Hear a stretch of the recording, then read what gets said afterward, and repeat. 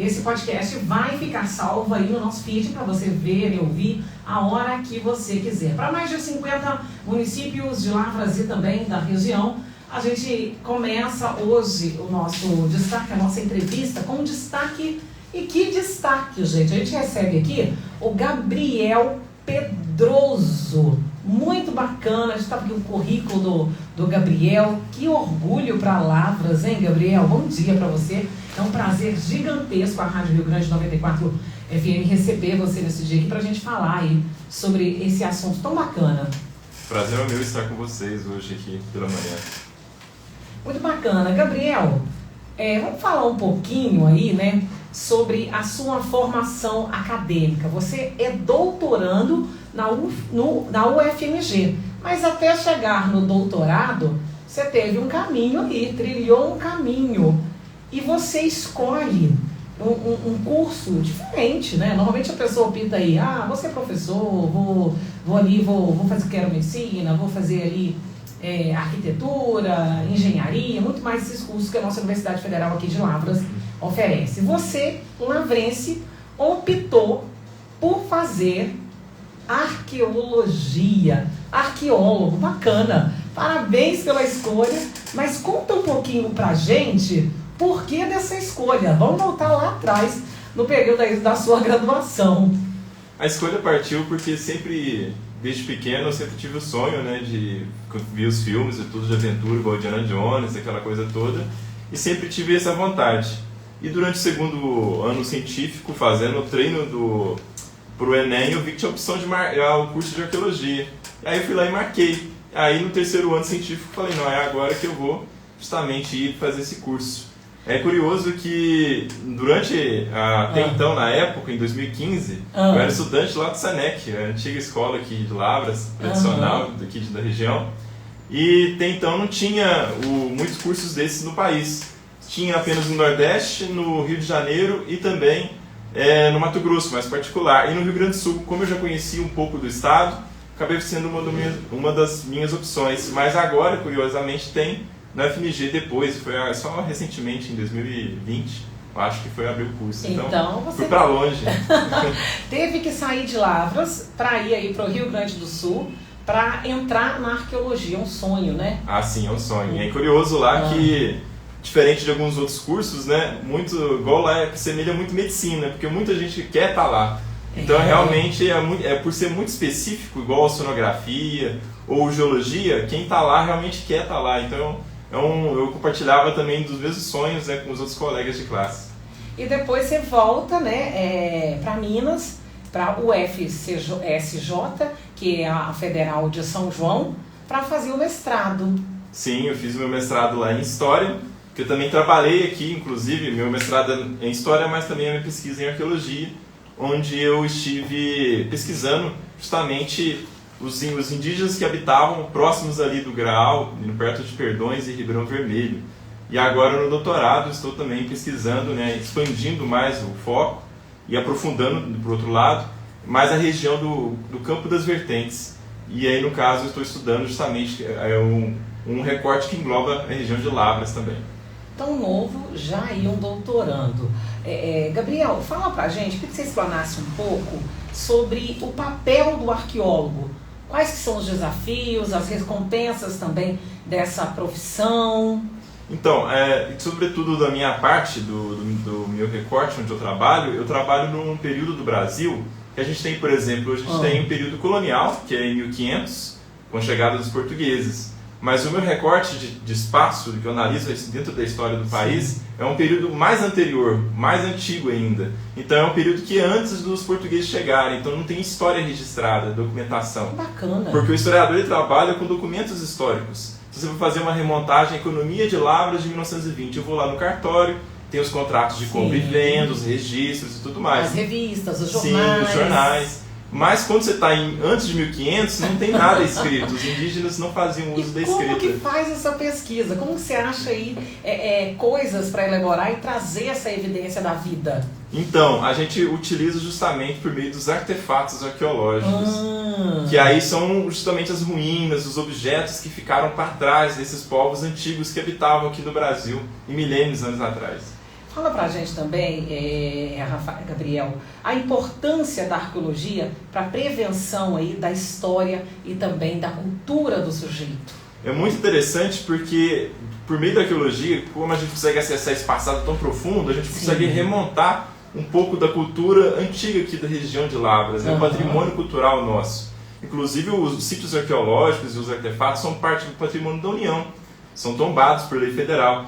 E é interessante que essa parte patrimonial da nossa região é muito rica e tem bastante sítios arqueológicos e eles, por meio da arqueologia, a gente consegue acessá-los. E é interessante que são antigas aldeias com povos indígenas marcados com uma cultura que assemelha um pouco com o Brasil Central, ao mesmo tempo que também compartilha traços com o litoral, que são grupos mais voltados para o Tupi-Guarani, enquanto os do Brasil Central são grupos indígenas muito interessantes, que eles são de uma matriz linguística chamada G, que é muito comum em Mato Grosso, Goiás e interior de Minas Gerais.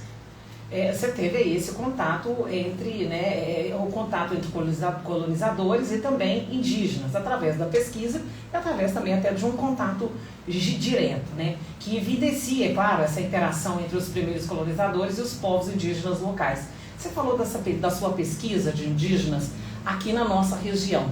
Como que você pensou nisso? Como que veio esse projeto desse doutorado? O que você pensou assim? Qual foi a virada de chave para você decidir essa linha de pesquisa, Gabriel? Partiu justamente do meu estágio, que eu fiz um estágio na prefeitura aqui de Lavras. Eu fiz o levantamento e o tombamento de vários sítios arqueológicos aqui da região. E aí eu vi o potencial da área. Que a região ela é muito rica nesse contexto, justamente porque muitos dos sítios também já estão localizados por conta da represa. E quando a gente fala por conta da represa, entra um pouco também só para explicar como é que é o trabalho do arqueólogo. O arqueólogo ele trabalha junto com o biólogo, junto com o engenheiro florestal na parte do licenciamento ambiental. Porque quando a gente faz uma represa, vai ser uma área totalmente inundada. Então ali você tem o salvamento dos animais, você faz todo o levantamento do impacto da área. E também quando há um sítio arqueológico, os arqueólogos vão lá e retiram, faz a salvação daquele material e tira ele de lá da área que vai ser inundada. Então, em 2002, na virada do século de 1900 para 2000, quando teve a construção da represa aqui do funil, vários arqueólogos foram contratados e fizeram todo o levantamento. Então, tem vários sítios que estão inundados ou ainda à margens do Rio Grande, e esses sítios são essas antigas aldeias que existiram aqui por volta de 1500 a 400 anos atrás. Qual que é a importância dessas pesquisas em relação ao povo indígena para a sociedade, Gabriel?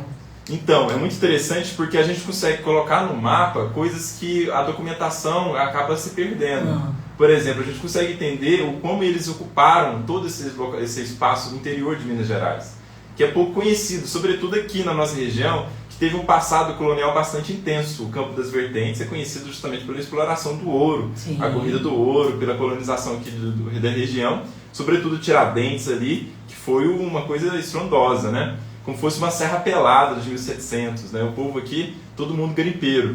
Então isso impactou muito a população nativa. E eles ficaram um pouco apagados, apesar que também tiveram muitos indígenas presentes aí dentro da história colonial.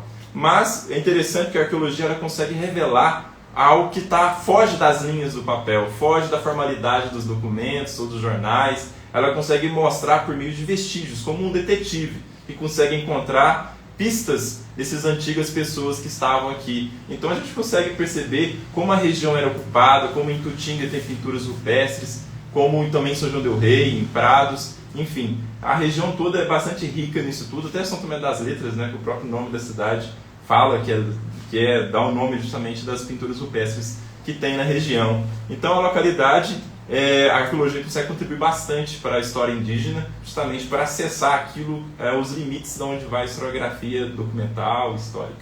E é muito interessante, pegando aqui a arqueologia, então, ela não é só sobre aquilo, é mostrar aquilo de fato, através das pinturas rupestres, os objetos, os materiais. É muito interessante. Rafael, eu queria que você falasse pra gente aí essa importância. A gente acabou de falar em toda a sua fala aqui dessa importância aí, dessa pesquisa arqueológica. Mas para você, nessa linha de pesquisa de doutorado, o que te move? O que me move é a curiosidade por entender como que eram as pessoas aqui no passado. Por exemplo, o que havia em Lavras antes de Lavras existir? Era uma pergunta que eu fiz quando criança. E hoje, bacana. Às vezes eu tento imaginar como que seria a resposta, né? Uma das hipóteses justamente é isso, né? Há 1000 anos atrás, o que havia aqui, né, na localidade? Onde tem a nossa casa, onde a gente vai no supermercado, enfim. O que havia nesse local? Então, por meio da arqueologia, a gente consegue entender um pouco como que era a vida dessas pessoas de tanto tempo atrás, aqui num período que a gente às vezes nem imagina, né? A gente imagina que Lavras sempre existiu, mas na verdade Lavras foi inventada, né? Foi construída há 300 anos atrás, fundada pelos colonizadores, mas há 1000 anos atrás, há 1500 anos atrás, é uma coisa que me motiva muito a entender como que era a forma de vida, como que essas pessoas existiam aqui nas margens do Rio Grande, as formas que eles plantavam, né? Eles faziam agricultura de coivara, uma agricultura itinerante, e eles viviam próximos ali dos morros e tudo mais. Então, essas aldeias antigas e a forma de vida dessas pessoas, e essas curiosidades, né, que a gente tem desde pequeno, que me motiva a fazer essas pesquisas. Através dessa pergunta, né, essa indagação aqui, que te moveu aí a vir voltar para a sua região, né? Está muito perto, tá em Minas, está na capital aqui da nossa cidade, e é muito interessante. Parabéns aí pela linha de pesquisa, parabéns aí pelo doutorado que está cursando lá no UFMG, por se interessar, a nossa história, ela tem que ser desbravada, né, e descoberta. É assim que a gente descobre, inclusive até doenças, né, teve na região, é assim que move a ciência, né? A arqueologia, ela faz parte da ciência. E é muito bacana receber aqui hoje você na Rádio Rio Grande 94 FM para falar desse assunto tão importante pra gente. Gabriel, muito obrigada, foi um prazer esse bate-papo com você aqui. Prazer no meu. 94. E você terminando o seu doutorado, concluindo aí, recebendo ali o seu título de doutor lá, finalizando aí a sua pesquisa. A gente quer que você volte aqui, já deixe esse convite aberto para você falar pra gente aí a sua conclusão lá da sua pesquisa do seu doutorado, viu? Assim. Muito obrigada. Esse é o destaque da 94 FM.